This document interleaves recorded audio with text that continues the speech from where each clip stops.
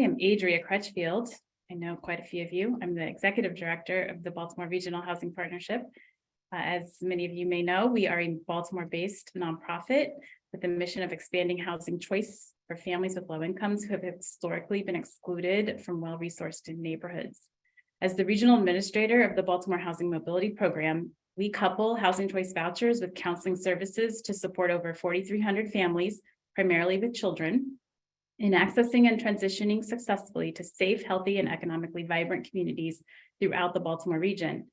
We're so excited to host you for this discussion this evening. As you may or may not know, April is National Fair Housing Month, and a time when we commemorate the passage of the Fair Housing Act, which became law 55 years ago on April 11th, 1968, and prohibits discrimination in the sale, rental, and financing of housing based on race, color, national origin, religion, sex, including gender identity or sexual orientation, familial status, and disability.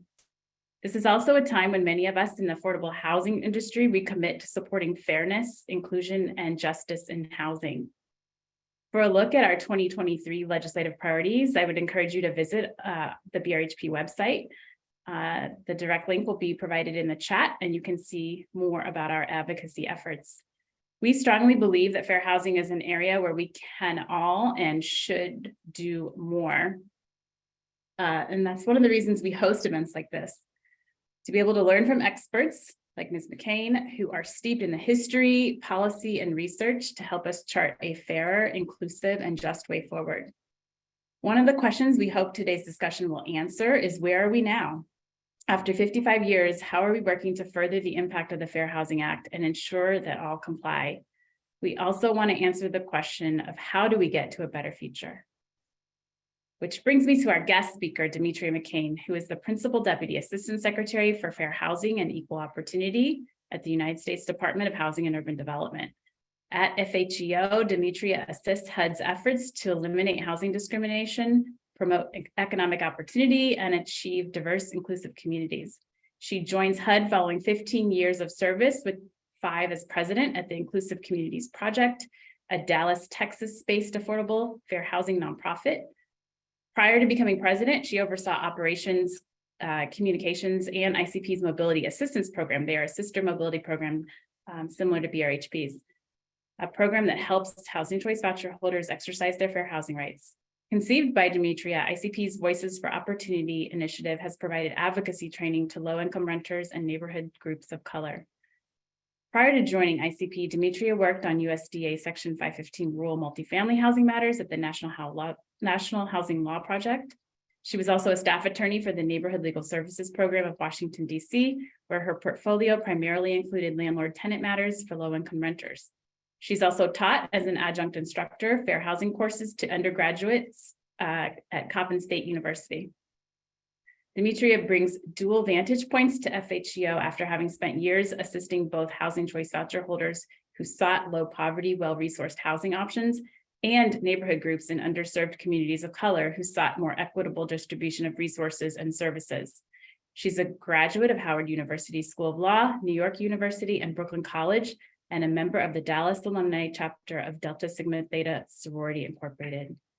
And with that, I'm going to give Demetria a few minutes before we dive into questions. Thank you, Adria. Well, hello, everyone. And I actually do see some familiar names in the chat. I don't know about faces, but names in the chat. So hello to you. And then for folks whom I don't know, hello to you as well. Adria, first I want to commend you and folks who've logged on for really taking this time this month to recommit to fairness, inclusion, and justice actually in housing. So that's really important. And I also send greetings from Secretary here at HUD, Secretary Marcia Fudge. You know, Fair Housing Month is a special time for some of us fair housing geeks, but in reality, kind of similar to when people talk about Black History should be 365, I say Fair Housing Month should be Fair Housing Year, so 365, because there's a heck of a lot to do. In fact, President Biden, you know, as soon as he started his administration back in January 2021, actually sent a memo directly to HUD right away, really kind of saying that, hey, all levels of government, be it federal, state, local, have all played a hand in systematically implementing racially discriminatory housing policies that actually contribute to where we are today. So given your theme and some of the things you mentioned that we want to try to kind of peel off or what have you about where we are today, where we've been, I think that his memo really speaks to that. For folks who aren't aware of it, it was called Redressing Our Nation's and the Federal Government's History of Discriminatory Housing Policies and Practices. So again, I say fair housing 365, Adria. 365. I agree with you more, Demetria, absolutely. So we'd like to dive into this conversation tonight. Again, the Fair Housing Act was signed 55 years ago. We've come a long way, but still have much to do, as you've already alluded to.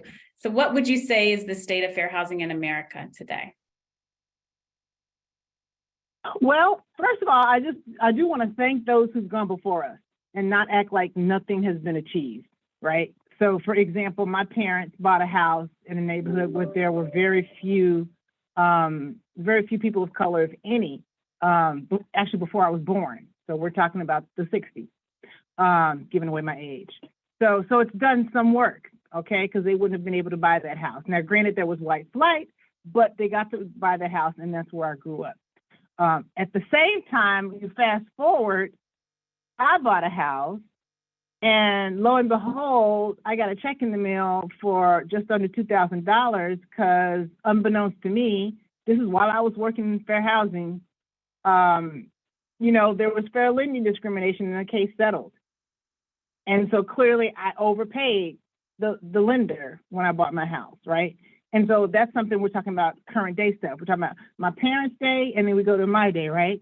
And then even back up from there, when I finished college, the landlord that my roommates and I went after told us to our face, I really didn't want to rent to women, right?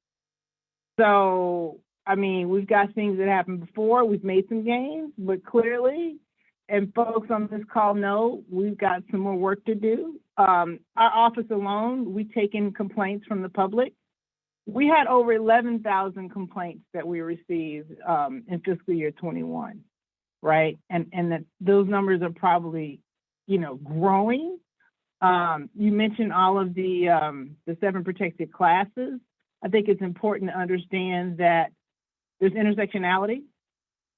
So people can be discriminated against based on sex, national origin, race, any number of things, right? These bad actors don't just pick out one thing. They discriminate against us on a lot of fronts. And so there's a whole bunch more to be done. Things are more complicated now, more covert and not as out front, but it's still happening, even in the public context. So I was talking about examples that happen in the private context, but even in the public context, we've got situations where we had recently settled a case with the public housing agency because they were discriminating against people with disabilities. People with disabilities were complaining, asking for reasonable accommodations, and the public housing authority, they weren't training their subrecipients to properly respond. And so you had tons of people who were being discriminated against, and that just settled like this year. So we got a heck of a lot more work to be done. Absolutely. And as many folks on this call know, the origins of BRHP stem from a fair housing lawsuit. Right. If we could for a minute envision a future, what would a society with an equitable housing system look like to you? If we could envision a future where we could put ourselves out of work and not have jobs, that would be great. That would be great. Unfortunately, I don't think that'll happen in my lifetime or yours. I think I'd say that a society where people could live where they want to live, first of all, but living where they want to live and have the resources that they need to thrive. And at the same time, there won't be elements in their communities that cause them or their loved ones harm, right? Because you can have some resources, but you can also have harm too. I mean, environmental justice is an issue that our office also deals with. People always know EPA for environmental justice issues, but our office deals with that as well on a certain level when it comes to communities. So I think where you have both of those things, where people can go where they want to go, have what they need to thrive, not just survive, thrive, right? And at the same time, not have the bad stuff. Absolutely. I appreciate you thriving. And I think you said just a moment ago, the FHEO office received 11,000 complaints. Could you perhaps give us a high-level overview again of what the office does? You also just mentioned the environmental matters that you cover too. So for those who might not be so familiar with what that federal level office does, could you help explain? Happy to do so. Well, you kind of said at the beginning, but for the folks who logged on a little late, the mission of our particular office is to obviously eliminate housing discrimination, but also promote economic opportunity and achieve diverse and inclusive communities. And we do that several ways. There's enforcement, there's compliance, and then there's the programs that we run and technical assistance we give. And let me break that down a little bit. So on the enforcement side, when I spoke about the complaints that Adria listed up, we have 10 regions around the country who have hotlines, and we have hotlines online as well, so to say. And we take complaints. People who are on this call, if they have a fair housing problem, they can either go to our website, HUD.gov/fair housing, and file a complaint, or there's a phone number there that people can use. And we will listen to you. We call that intake. And we'll determine if whatever your problem is, whether or not it's related to, something that we can do something about under the Fair Housing Act or some of our other authorities that we have. We'll investigate it. We will try to conciliate and try to come to an agreement with the opposing party if that's relevant. And if we can't, we'll have to issue findings, or we'll charge the case. What does it mean to charge the case? That means that that case would actually go to an administrative law judge, or if the complainant chooses, that case could be heard in federal court, in which case they'd be represented by DOJ. So this, when we talk about 1968 and the Fair Housing Act, this is the kind of framework and infrastructure that was created so that people don't have to go spend a whole bunch of money getting private attorneys. If they want a private attorney, that's perfectly fine. But also, I think an important point here to make is that we have what's called fair housing assistance programs. Those are city and state agencies that have their own fair housing laws that are substantially similar to the federal fair housing law. And to be quite honest, once we do that intake, about 75% of the cases we receive, we actually send over to our what we call our FAPs, those city and state agency fair housing organizations. Every city and every state, they don't all have a FAP, but when there is one, we call them our partners, and those cases get handled and investigated by them. So that's important. The relief we get in these cases can be relief for the individual, but what is really most exciting, at least to us in the office, is when we can also get relief for the public interest relief. So you might help one person deal with their specific situation, and maybe they'll get some kind of financial remedy to that. But if we can get some policies changed so that it helps more people like them, that's the really exciting part. I mean, one example is there was a man who was denied housing by an owner because he was a father to a young child. And that's the kind of case that we take based on familial status. You might say, well, why would somebody discriminate against somebody like that? Well, in some situations, there are places where there are local laws about lead and kids under 6, right? And so maybe some landlord might be like, I don't want to deal with this, so let's just keep kids under 6 out, right? So that's kind of an example. And if you call our complaint line, you don't have to be an expert, right? You can kind of talk to us, tell us what your problem is, and we'll help figure it out with you and for you. So you don't need to say, I think I have a familial status problem. You know what I mean? Nobody's going around thinking about stuff like that. Another example is there was a Black woman who was denied housing by a landlord. She had just finished college. She was trying to rent a place. He denied her based on her race. He then took to Craigslist and put a discriminatory ad on Craigslist as to not attract any more people like her of her race. And he retaliated against her once she filed her complaint. So retaliation is also one of those categories that we deal with from the bad actors. So I could go on and on with some more instances, but that's kind of an example of the enforcement side of stuff that we do. And then there's also the compliance side. Compliance meaning making sure that the HUD programs that exist, making sure they follow civil rights, not just the Fair Housing Act, but also like Title VI of the Civil Rights Act of 1964, Section 505 of the Rehabilitation Act, which relates to disability issues, and there are other civil rights statutes that we have. So compliance is important as well. And like I said, we give technical assistance to housing authorities, to cities, and also to housing developers. We have a FIRST program, which teaches housing developers how to build in ways that are design and construction in compliance with disability laws.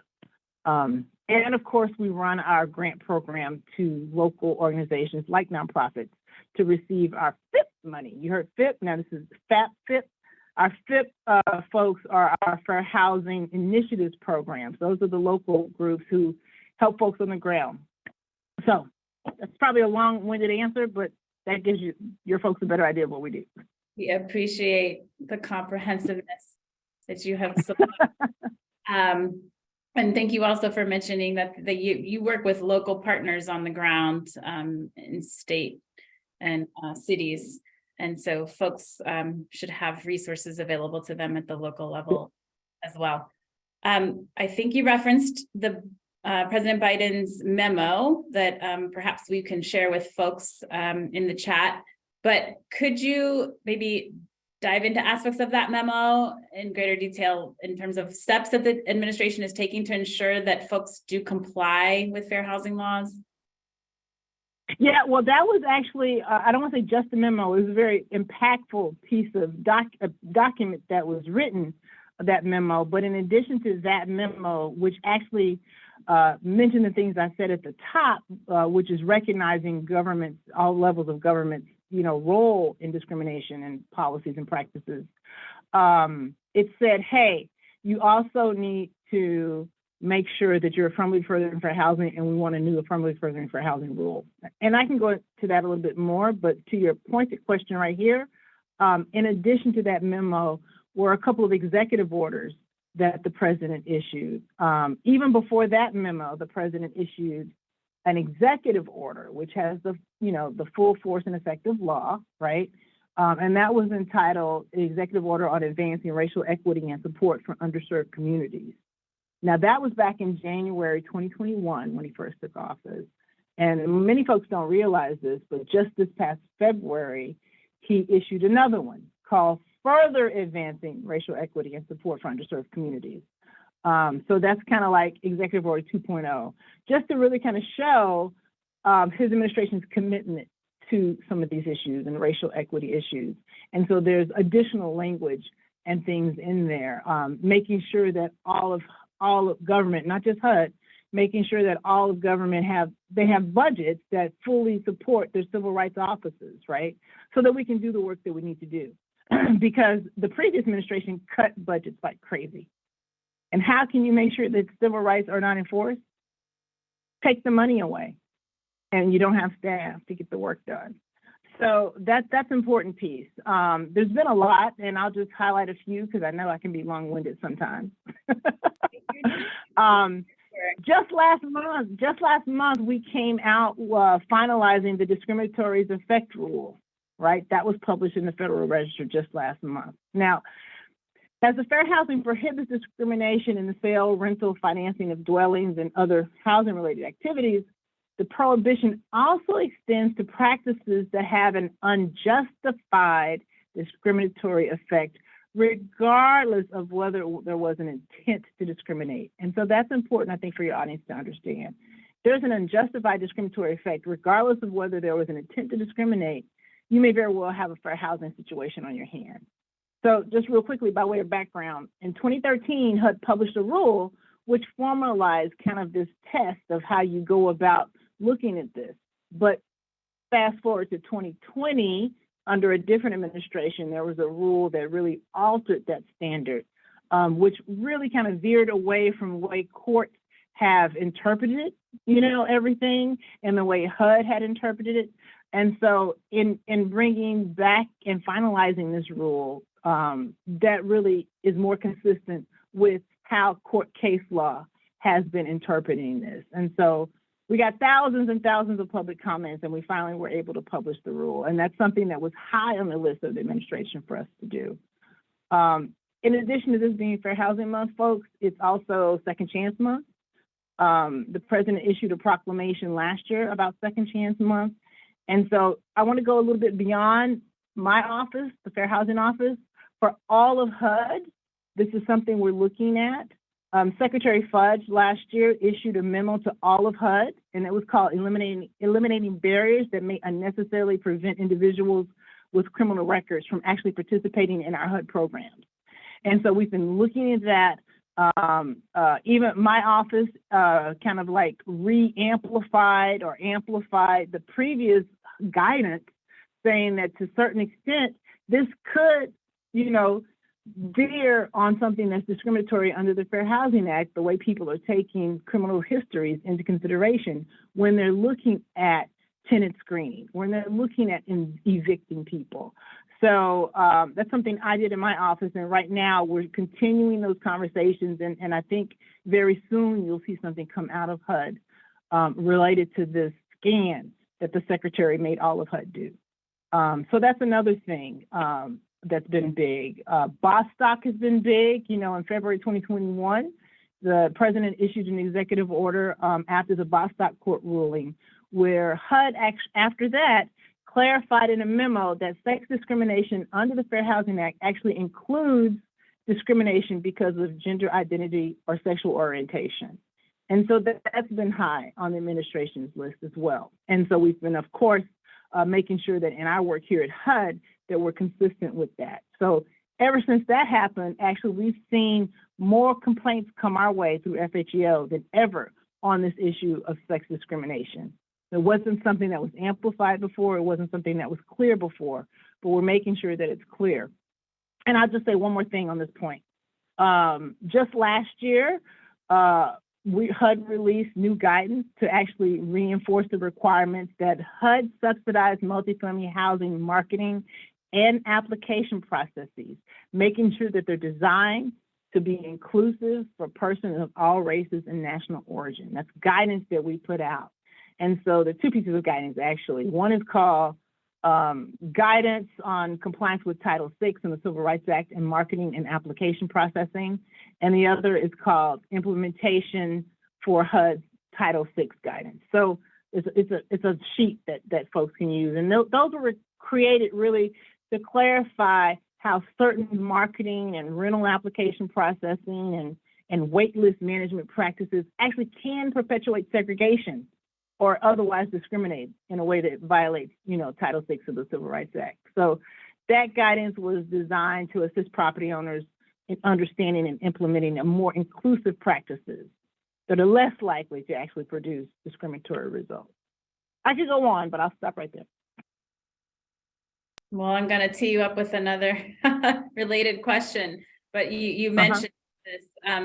Would you be able to share a little bit more with our audience about the intent behind the original AFFH rule, explain what that means, and the intent behind the current proposed AFFH rule? Okay, yeah, I can do that. And let me just say, to the extent that I'm not giving you as much information as you want, it's because it's currently out for public comment. But let me give people a little bit of background. And when you hear Adria or myself say AFFH, it stands for Affirmatively Furthering Fair Housing, which is a mouthful. So folks, there's an Affirmatively Furthering Fair Housing provision of that 1968 Fair Housing Act, okay? But it hasn't been known by too many people, but it is law. It is law today. And so it requires HUD programs and activities to be administered in a manner that affirmatively furthers fair housing policies of the Fair Housing Act. What does that mean? That means it's not enough for us or our programs or activities to avoid discriminating against people. It means we've got to go out of our way to try to push the rock uphill, you might say, to make sure that there is fair housing, to go out of our way to identify fair housing problems and do something about them, right? And so in February of this year, we actually published a notice of proposed rulemaking, and that's entitled Affirmatively Furthering Fair Housing.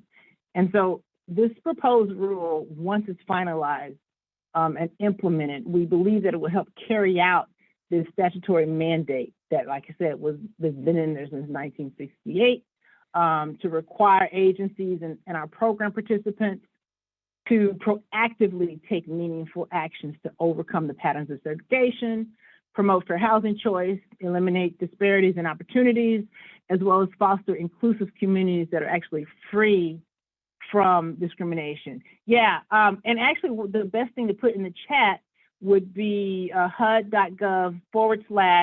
capital F, AFFH, all in caps. And that'll take you right to the website of all the details about it.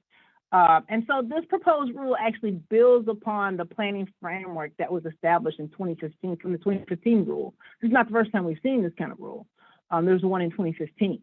And the last administration kind of rolled that away, and I'll just leave that right there. And so this kind of like builds upon that. And so when you go to that website, and I'm happy to put that in the chat if it's not in there yet, you'll find a recording that helps explain this better than I can in the short time that we have. And we've got the public comment period open till April 24th. So it's still open right now. And we want all kinds of folks to give us their thoughts. We've got some questions in there. That proposed rule is there's different sections, particularly sections about data, about the plan that groups have to submit to us, about community engagement. We want people to read this, and we want your feedback before we finalize it. I mentioned that this is going to speak to our program participants. Some people might not know who our program participants are. They are public housing agencies, they are states, and they're local jurisdictions that receive HUD funding. So those are our program participants, local jurisdictions like cities, counties, things like that. So please, please, please, everybody, spread the word. We've got 4 more days if you want to submit your comments to that. I appreciate that call to action. Folks can get busy writing over the weekend. Could you maybe shed some light on whether or not the administration is thinking about creating any federal source of income protections? I think many of our folks in this call understand what a source of income protection is, but happy for you to dive into that in a little more detail. But particularly in instances where there are FHA insured properties or developers that have received tax credit allocations for the construction of their developments. Any thinking about a federal source of income protection? Well, first of all, we're all encouraged every time we see a new local or state source of income protection law come online. So yay, Maryland. And let's make sure those all get enforced. I will say that every single week we're having very intentional conversations about this topic. That's pretty much all I can say right now while the deliberative process is going on. But we're certainly hoping that we can do some good in this space because it would serve all of us, right? It serves the tenants, it serves communities, and the vouchers are our own program, right? But folks should make sure to know that the tax credit properties already by statute have that supposed protection built in. So I just want to make sure your audience understands that. Thank you for making that point. Yeah, and on the note of that, a lot of the clients, obviously that BRHP serves, that public housing authorities serve, they are often the folks who, those being voucher holders, are often the folks who are discriminated against based on how they're paying. And so, yes, Maryland in 2020 enacted the HOME Act, which prevented owners from saying to folks with vouchers that you can't rent from me, right? So that's what a source of income protection does. And again, given that most of our clients are renters, could you maybe just reiterate again what protections the Fair Housing Act offers renters specifically, and again, you know, how they can utilize the fair housing offices here locally or at the federal level? Yeah, absolutely. I mean, well, first of all, before we get away from source of income protection, I just want to say that that is a topic that is high on the priority list of Secretary Fudge, certainly high on my priority list. And so we're looking at everything we could possibly do from a legal front on that. So again, like I said, we're having very regular intentional conversations about that. But as the Fair Housing Act relates to renters, it covers renters, period, point blank. You know, and other civil rights statutes that we work with do as well. Let me just give you some examples. Just a few months ago, our office entered into a voluntary compliance agreement to resolve an issue that came up as we were doing a compliance review concerning a non-discrimination in marketing and tenanting procedures. Excuse me. And, you know, that agreement came up because we were looking at things not just from the Fair Housing Act perspective, but from a Title VI perspective as well. And so we opened up and reviewed information and saw that there's disproportionately low participation rates of Black residents relative to the housing market in this particular complex. And so when we were reviewing that, the review actually sought to ensure that eligible persons were not discriminated against, right? And the opportunities to even learn about those units or to apply to those units or to live in those units. It was subsidized housing, right? Making sure they're not discriminated against based on race, color, national origin. And so in particular, I'm sorry, our review revealed the disparities in the properties, tenant screening practices as it related to credit history, as it related to criminal records, in a way that disproportionately impacted the Black applicants. And again, this was HUD subsidized housing. So that ended up being an agreement that mandated a fund in the amount of about $150,000 to compensate the individuals who were denied the housing because of credit history and criminal history screening. Excuse me. Also, I think that agreement requires the creation of a new tenant waiting list that would be created after robust marketing took place, right?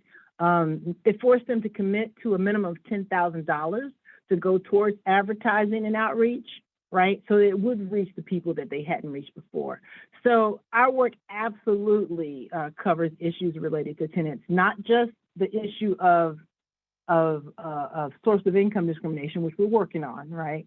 But there's all different ways. And again, I go back to what I said earlier about intersectionality, right? So sometimes tenants are discriminated against based on disability and national origin, disability and race. And so that's important to remember too. So again, if they want to contact us, you can go to our website. If folks aren't familiar with using websites to do this kind of stuff, they can call us. I don't know if you can put this in the chat, Adria, 1-800, I'll go slowly. 1-800-669-9777. That's the phone number they can call if they want to file a complaint. You can also go to your local fair housing organization. Like I said, we fund local fair housing organizations and partners. In the Baltimore area specifically, there's you've got a FHEO there, you've got the Baltimore neighborhoods, FHEO there, you've got the Maryland Commission on Civil Rights. I don't know if those folks are on the line right now. They're available to take complaints as well. Let me just cough for a second, hold on. Yeah, grab some water if you need some water. I only have one more question for you before we maybe take a few from the audience. But in addition to potentially weighing in on the proposed AFFH rule while you're taking public comment, how else can the public get involved with strengthening our fair housing laws? Yeah, that's a great question. Talk about this stuff with your family and friends. You know, if I go to Thanksgiving, there are people in my family who don't know what the heck I do for a living. People conflate affordable housing with fair housing, right? Talk about this stuff. Go to our website, learn more. We have videos on there. We have a website that has we're on YouTube where we have table talks about different topics. You know, if you hang out with your friends or what have you, share some of those video links with people. We have a whole education and outreach team. They control our social media. FHEO didn't have its own social media until I got here. They control our social media. Follow us on Twitter. That's Twitter if you want to use Twitter. Follow us on Facebook. You know, to learn about other opportunities. When we're going to have public comments, we'll post it there. Matter of fact, next week, as part of our Fair Housing Month activities, we're going to have a whole event just for Generation Z. I'm really intentional about reaching Generation Z so they know what their fair housing rights are. And so if you go to our website, you'll see that advertised. And if you know some Generation Z folks, they're welcome to, I guess everybody is, but it's pointed to Generation Z so they can learn about their fair housing rights. It's kind of an event specifically geared towards them. So go to our socials, spread the word, hear about our events that we're having. We don't charge because we're the federal government. You've already paid for it. So I would do that kind of thing. And when there are other public comment periods, comment, right? Don't just let the people who are lawyers do the comments, right? We want to hear from people with lived experiences.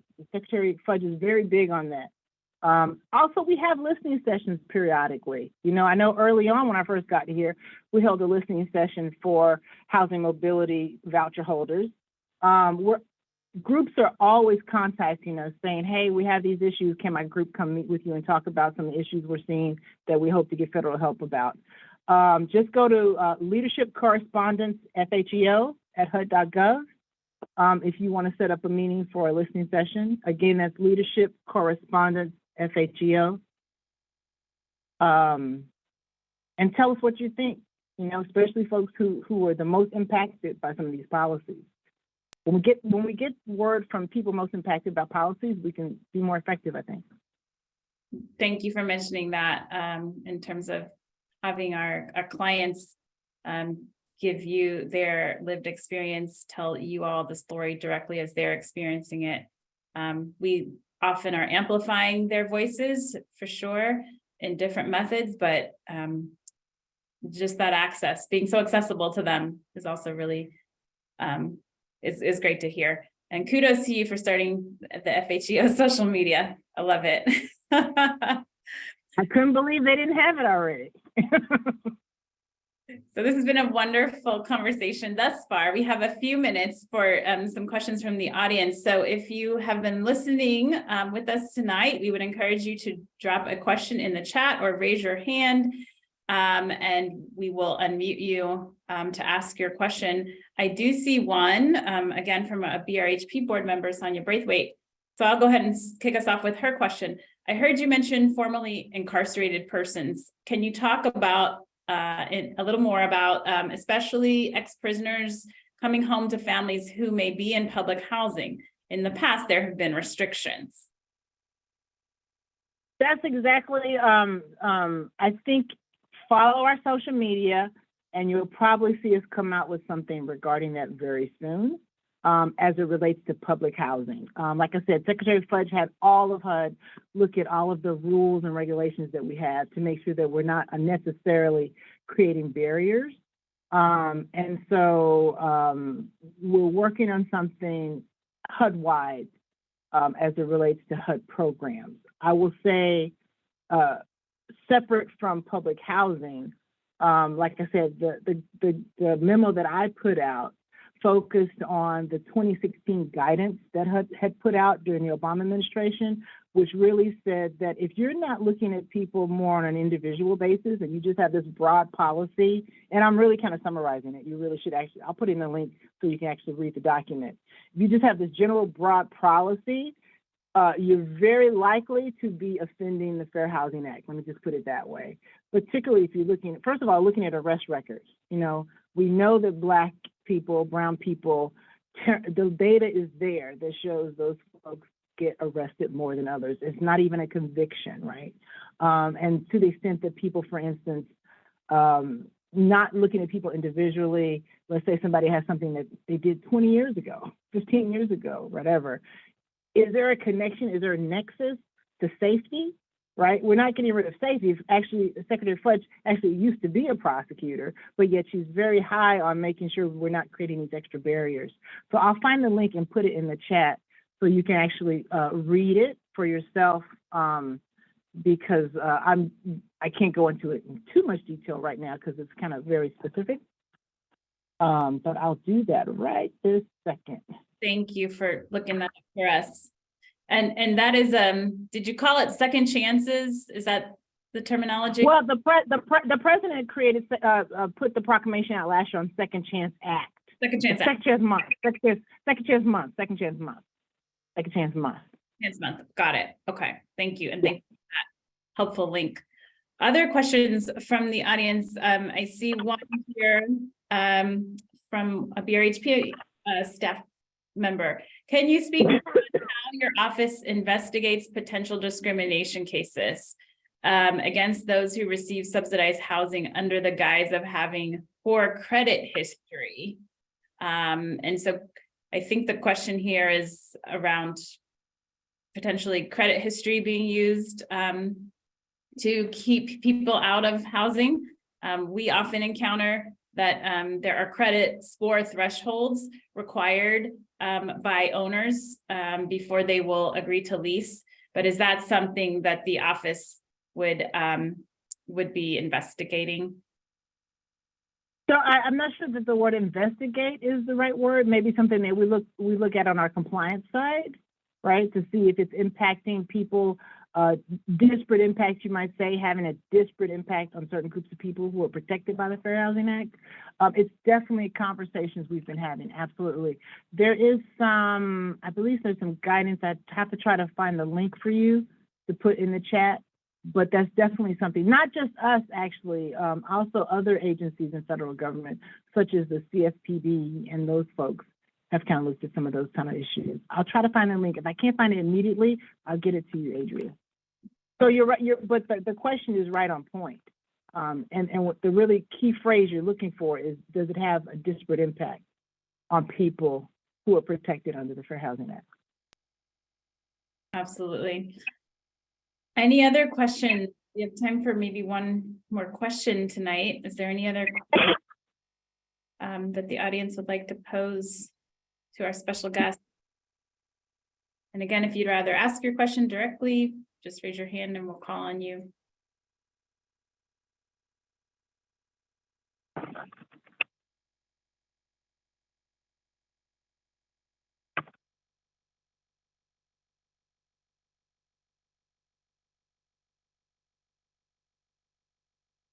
You've been so thorough in your delivery tonight, Demetria. Well, hopefully these links will help people too, and it'll give them a little bit more to chew on. Yeah, I appreciate those links.